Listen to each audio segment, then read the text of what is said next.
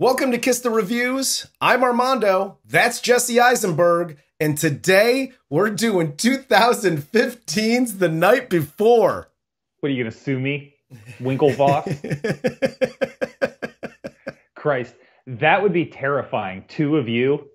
You were right. If you want to reach out to me or Corey, you could reach out to me at Junior D's. You could reach out to Corey at Corey_idol on Twitter. Or you could follow the show on Twitter, Instagram, or TikTok at Kiss the Reviews. Let's get into the cast of The Night Before.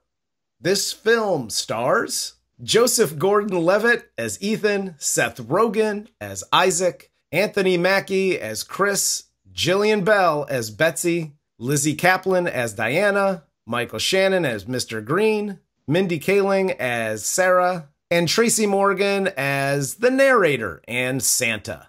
Going back, if we're going to actually try and tell people that I'm Jesse Eisenberg, I wish you would have told them to follow Jesse Eisenberg. You could do so on Twitter at Corey_idol, because that would have jumped my followers up quite a bit. Is it possible this story is true?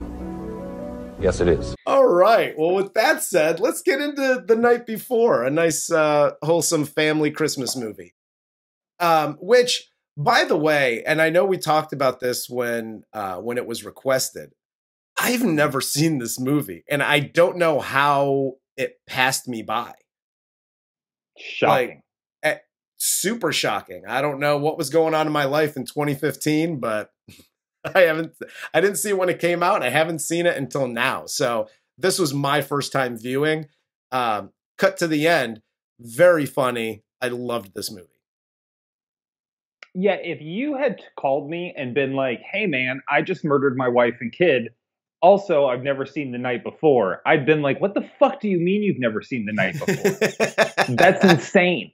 I mean, that was basically a reaction when I told you about me not seeing this. Yeah, I was flabbergasted. So let's get into it. So this movie opens up Christmas Eve 2001. Ethan lost his parents in a car accident, and his best friends, Isaac and Chris, stay by his side and start this tradition of hanging out every Christmas Eve. And in 2008, while out at a bar, they meet a woman that tells them that they came from this crazy party, the Nutcracker Ball. And for the next several years, the guys try to find out where the party is, but they never succeed. If somebody was in the NFL, regardless of how good they were, I would imagine if you're making the 53-man roster in New York, yes, you're going to be able to procure those tickets if you really want them. I would assume so. I would. And it's not like, okay, you know, again, cut to the end and you have a couple of celebrities that are at this party, right? Mm-hmm. Literally a couple. Everybody else is just a normal person. So yeah, it's not like they walk in and Zuckerberg's there and like all these like super famous celebrities and it's like this big, you know, whatever.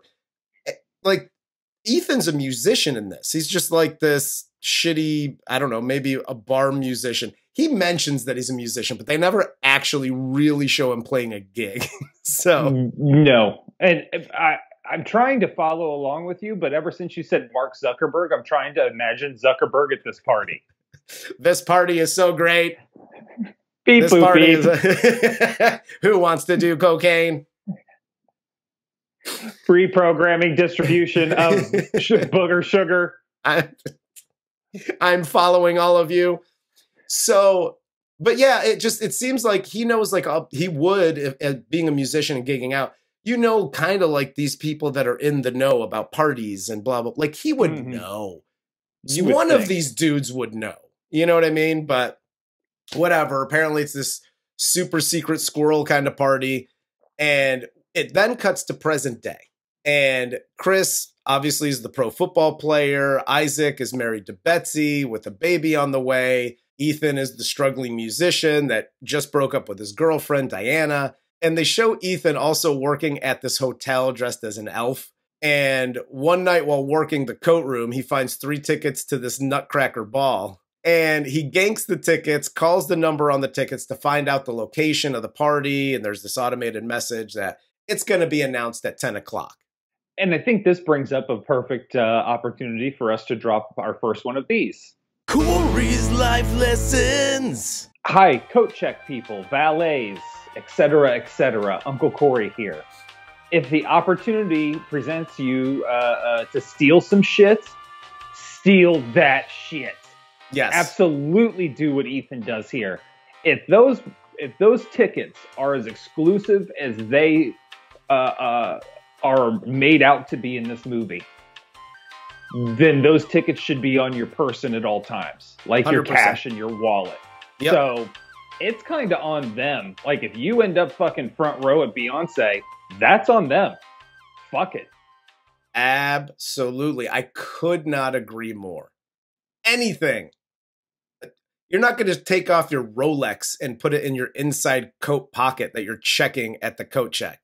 So, yeah, if you're a moron, tough titty. Like, I'm taking your shit. So we then cut to this party, and Isaac and Chris talk about ending their yearly Christmas tradition, but they don't think that Ethan is ready yet. Before they head out for their last Christmas Eve festivities, Betsy gives Isaac a box full of every drug known to man.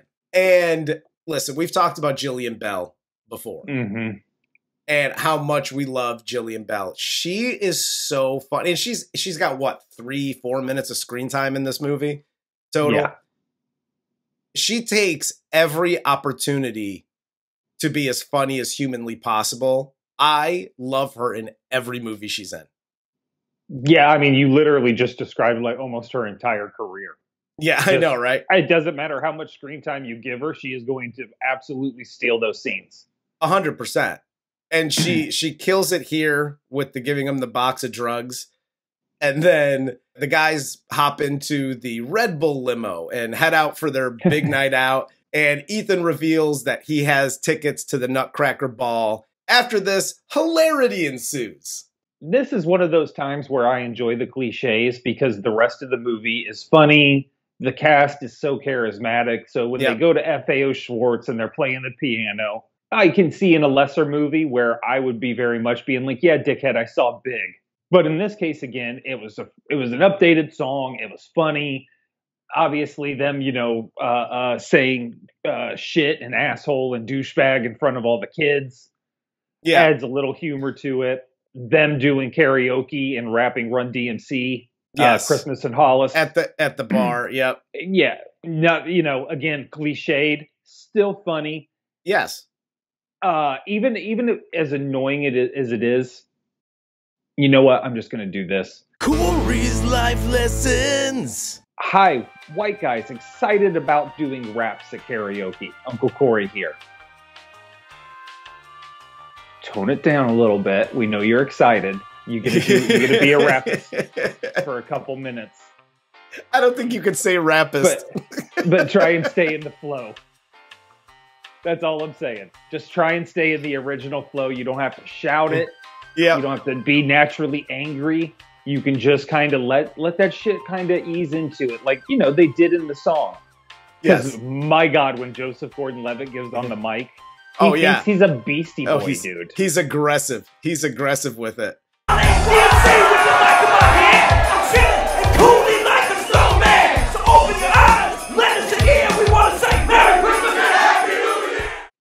fucking love Christmas in a major way.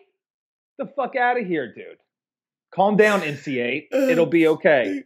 I see what you did there. You were being a rapist. So, but here's the one thing, and I know it was 2015, but when they're playing the Runaway by Kanye on the piano, someone forgot to tell Seth that Kanye isn't a fan of the Jewish people. You were right. When Seth Rogen ends up in church at the Catholic church with his wife later in the movie, that's literally all I kept thinking of is like, this is what like Kanye thinks happens to Jewish people if they walk inside a Catholic church. They just start throwing up everywhere, like intense guilt. Like, oh, we didn't fucking do that. which is one of my favorite scenes in the movies. It's a great scene. And I really like this scene. Chris calls his teammate Tommy Owens, the quarterback, apparently. So, and they're all going to this Nutcracker ball. So Tommy asks Chris to bring weed. The guys call their dealer Mr. Green, and Chris gets into Mr. Green's car, smokes some weed, and he tells Chris here that to tell Isaac that he'll see him later. I would be so remiss if I did not bring up the mega talent that is Michael Shannon. Oh, he's so Green, good. Dude. That fucking guy can play any role. Yeah. It doesn't matter. We've talked about range of some of the Mm. actors that we've done in these reviews, and this dude's range is nuts. He's phenomenal. Yeah. He really is. No, And he's what I like about him too, if you've ever seen him in interviews, he is very quiet and very reserved, but he's not one of these weirdos that talks about his process and like Yeah. all the fucking like animal noises he has to make before he's ready to do a scene and like slapping himself in the face with bananas or some weird shit. Yeah. He's just like, all right, cool. This is my role. I'm going to play this role. yeah. And then off camera, he just seems like a normal person. Like you Yeah. see him mowing the lawn next door. Exactly. Fucking guy is incredible talent, dude. And he slays this movie, dude. Oh, he does a Every fantastic job.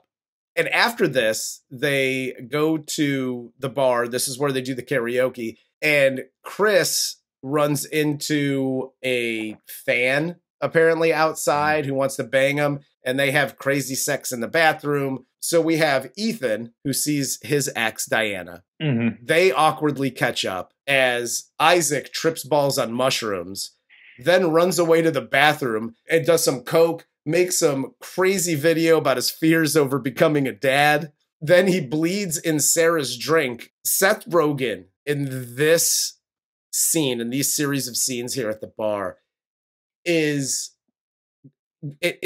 he's so good. It's the crazy, manic, sweaty fucking video that he puts together in the bathroom. First, I love that I love the fact that he makes the cardinal mistake of thinking that coke is going to bring him down off of mushrooms. Yeah. Hell yes. Yeah, dude, he plays this so well, and I applaud anybody that calls their unborn child a cunt. That was one of my favorite parts, and I love the callback at the end when he shows his wife, and she just laughs about it. Yep. But yeah, so after the bar here, Ethan calls the party line. He gets the address for the Nutcracker Ball. Chris also realizes that he doesn't have the weed that they bought from Mr. Green, and that Rebecca, the fan, the crazed fan, probably stole it from him. I am genuinely in love with Ilana Glazer. Here's my pitch. This is the only pitch I got because she is so far out of my league. It's not even funny. So we Ilana, know, Corey. The curly-haired fucking bastard children we could make would be incredible. The world has never seen knots like that. We can do that. So just think about it. How you doing? And history proves if you stick around for 4 years, I'll give you half of my shit. So it works out.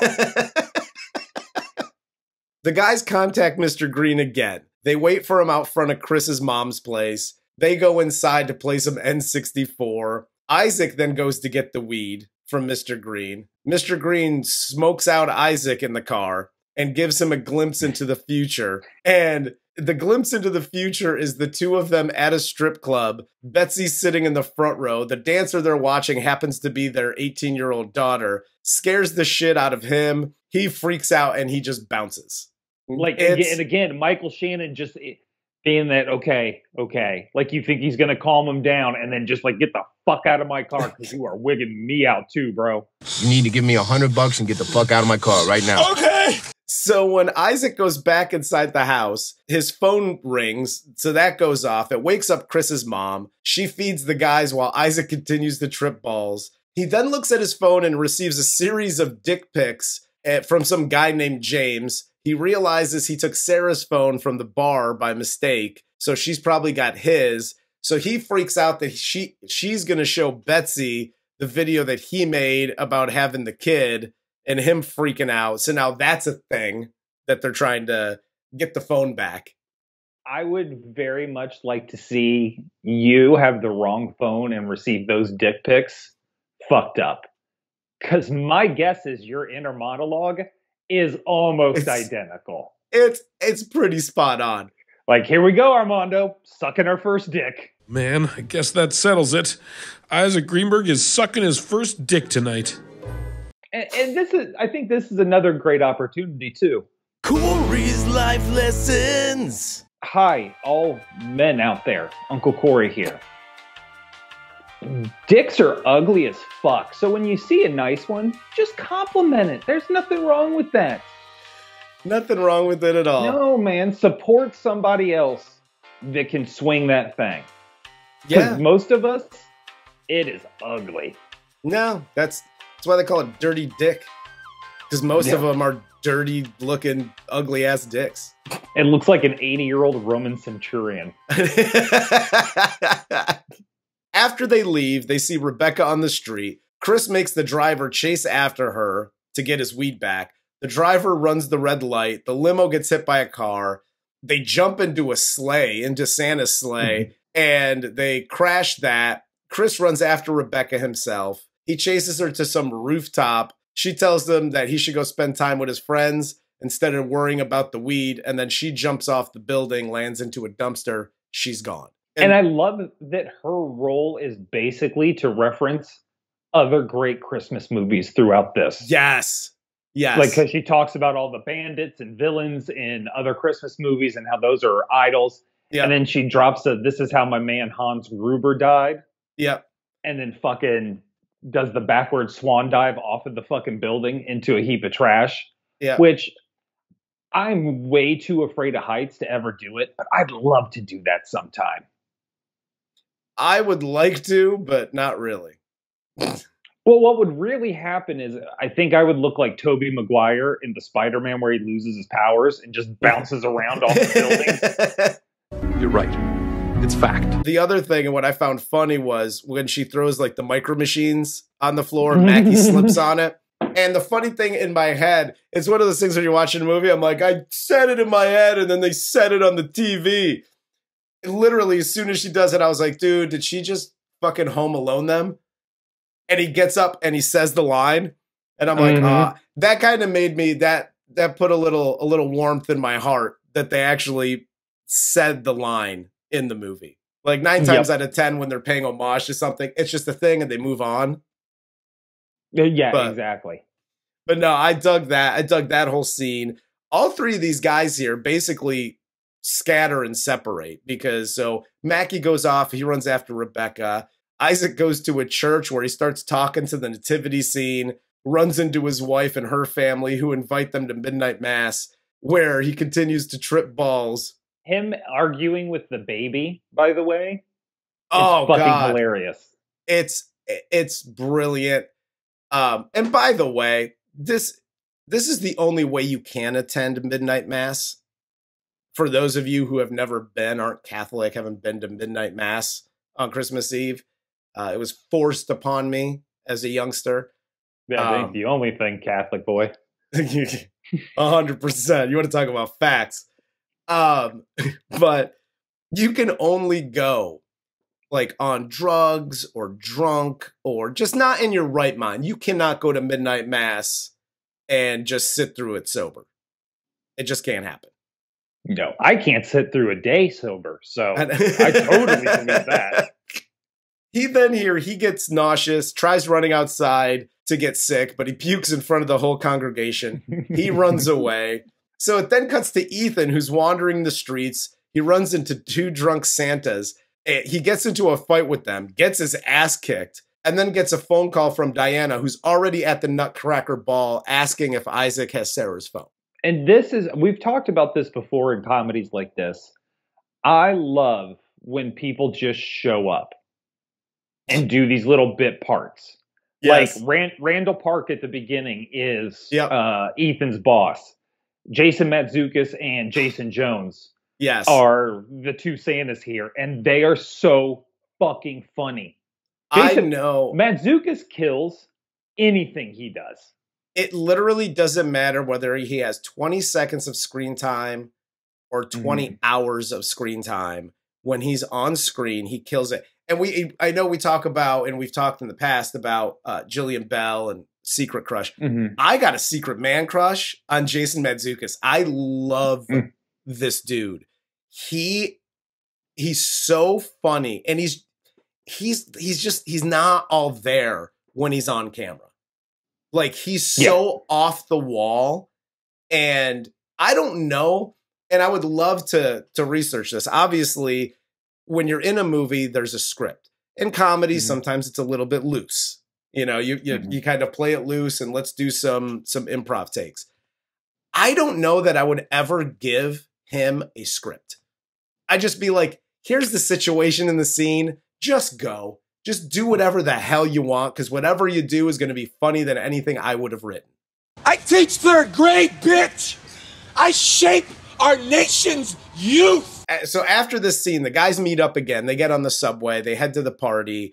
They're all kind of pissed at each other. Ethan's pissed at them for leaving him alone. They argue for the entire ride. They get to a bodega that has the secret entrance to the party, where they split up as soon as they get in there. Isaac returns Sarah's phone. He gets his back. And this is where Isaac finds out that the James who sent the dick pics is none other than James Franco. Because nothing could be more believable than James Franco sending dick pics. Especially now. It bums me out that he's a creep, man. It really does. It does. It really does. The two of them made some fucking I don't care about Flyboys and yeah. all his other fucking artsy fucking fartsy projects. I don't care about that. But the two of them made some of the quintessential comedies. Yes. Of the 2000s, 2010s. Yep. So it just bums me out that he's a creep. And I love this scene. Again, we talk about these bit players. I love Mindy Kaling and him talking about James's dick. Yes. And if it's something she could handle, and he's like, I think if you bear down, you could. And she's like, thanks, Isaac. She's so like, it's such a nice compliment to her that she could take this dick.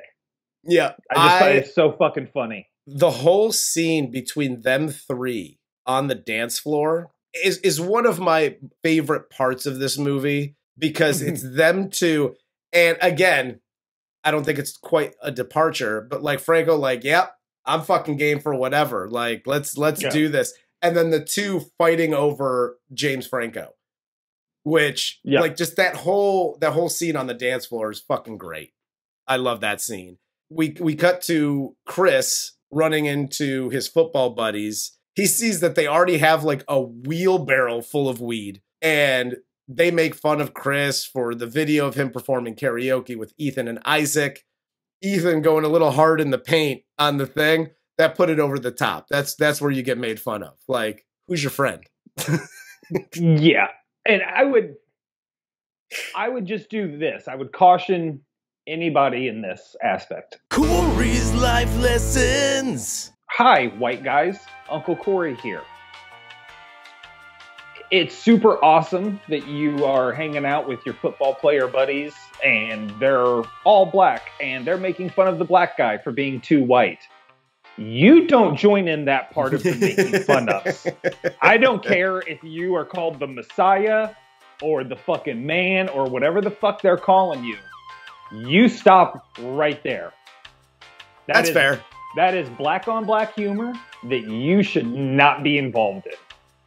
Just sit back and giggle at it, laugh as it was intended to be laughed at, and move the fuck on. Ethan then here spots Miley Cyrus, asks her to help him out with Diana, knowing that she's a huge fan of Miley. Thinking Ethan wants to propose, Miley agrees to help. She gets on stage, performs Wrecking Ball with Ethan's help. Ethan then gives this impassioned speech to Diana and proposes to her. Diana says yes, but then she pulls Ethan aside like, yeah, not really. What did you expect from me? good on her here. Good on her. She does everything correct here. Absolutely. Like, and okay. Corey's had the PSAs. Time for me to shine. I'm gonna do my don't do that here. Don't do that, it's not good for you. Hi guys, or gals, or whoever.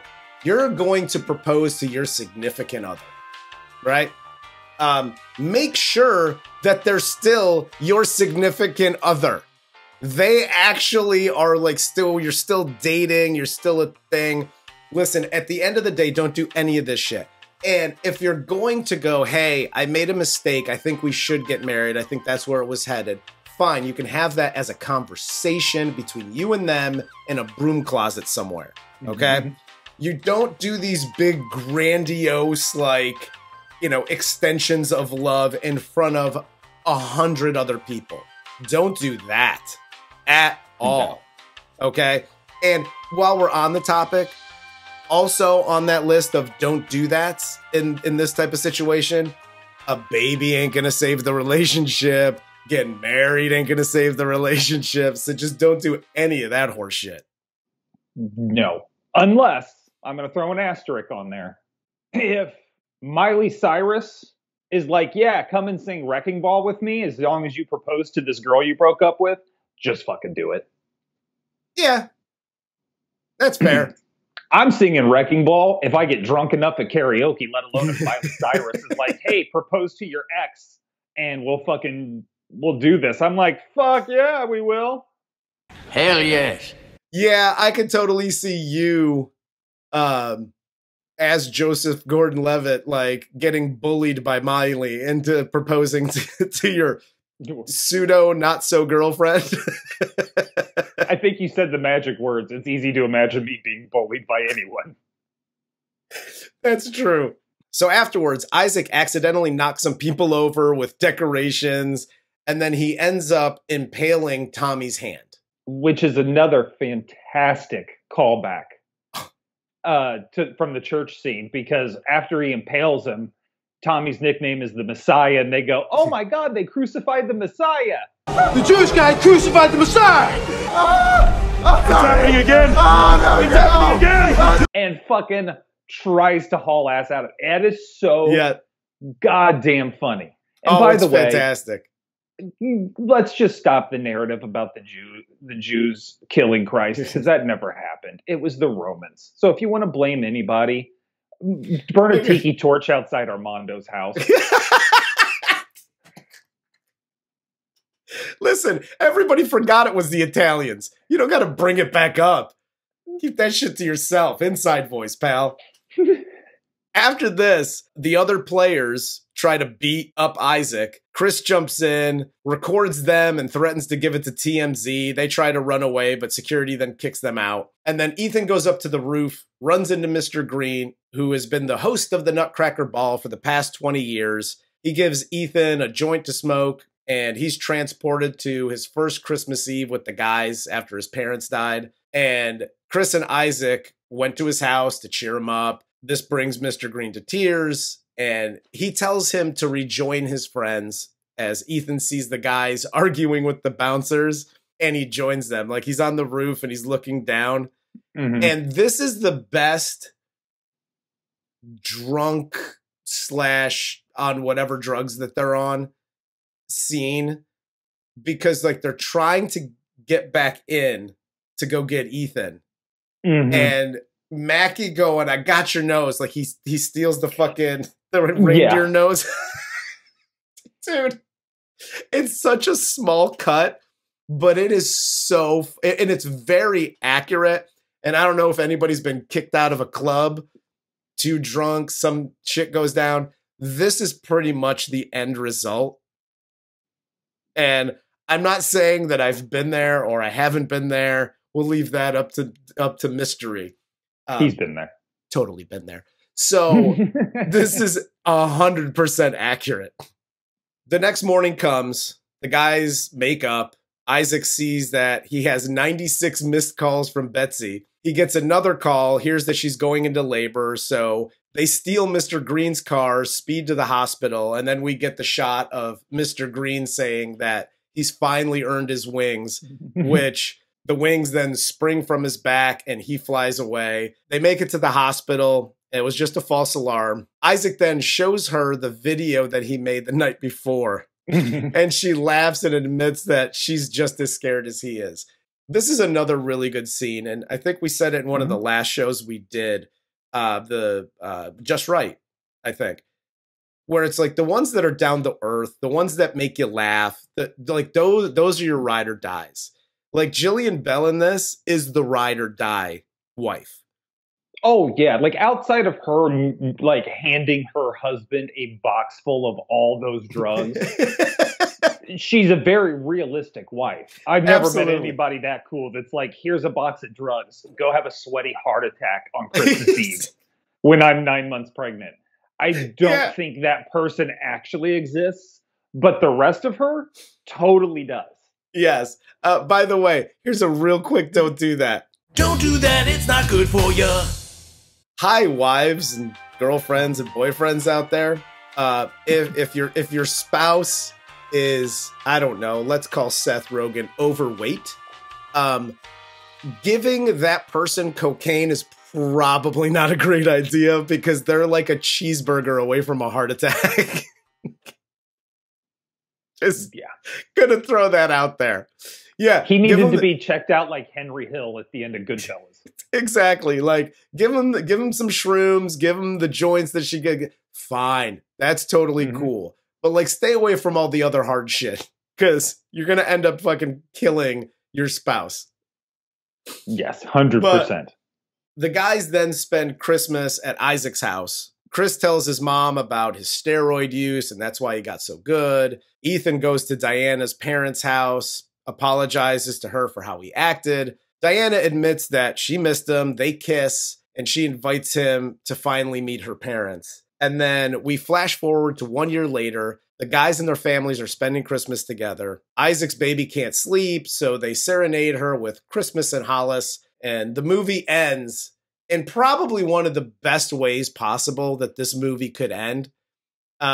Let's just end it and cap the movie off with Tracy Morgan. So Tracy Morgan narrates the end. He closes the book to the story. And hey, they show Tracy Morgan Claus. And he's sitting with all the elves and Mr. Green, who apparently is Tracy Morgan's son. I enjoyed it. The elves and Morgan Claus, they all party. This is such a good, solid Christmas movie. It follows in line with a good Christmas story. Yeah. And it is perfectly tailor-made Seth Rogen, Evan Goldberg vehicle.